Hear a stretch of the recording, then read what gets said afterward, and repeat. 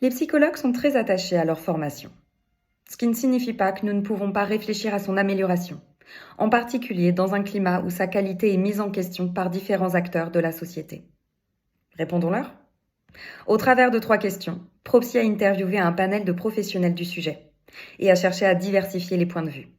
Voici les questions que nous leur avons posées. Quelle est selon vous la principale qualité de la formation des psychologues en France? Quel est selon vous son principal manque? Et enfin, comment pourrait-on la faire évoluer? Nous avons choisi de vous présenter les interviews par binôme.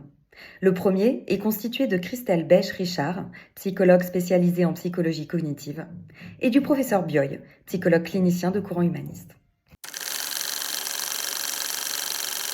Visant en fait à favoriser le développement d'un esprit critique, d'un esprit de synthèse, d'une pensée, réflexive de haut niveau, mais aussi en appuyant l'apprentissage en fait de la pratique, hein, sur, des connaissances et des méthodes scientifiques. Donc ça, De la psychanalyse avait pour vertu d'inciter à penser. C'est-à-dire c'était des espaces d'élaboration et d'élaboration intellectuelle de pensée qui me paraissaient importants. Et on est en train, avec la perte de la psychanalyse dans nos universités, de perdre complètement ces espaces-là. Effectivement, en tout cas, ce manque-là, avec l'importance de la 6e année pour ceux qui se destinent à être psychothérapeutes, le doctorat d'exercice, de vrais espaces de séminaire, de construire la pensée. L'université doit être le lieu du bouillonnement intellectuel, de l'élaboration, et puis également des programmes harmonisés au niveau national et avec une représentativité des 4 grands courants de la psychologie dès la licence de psychologie.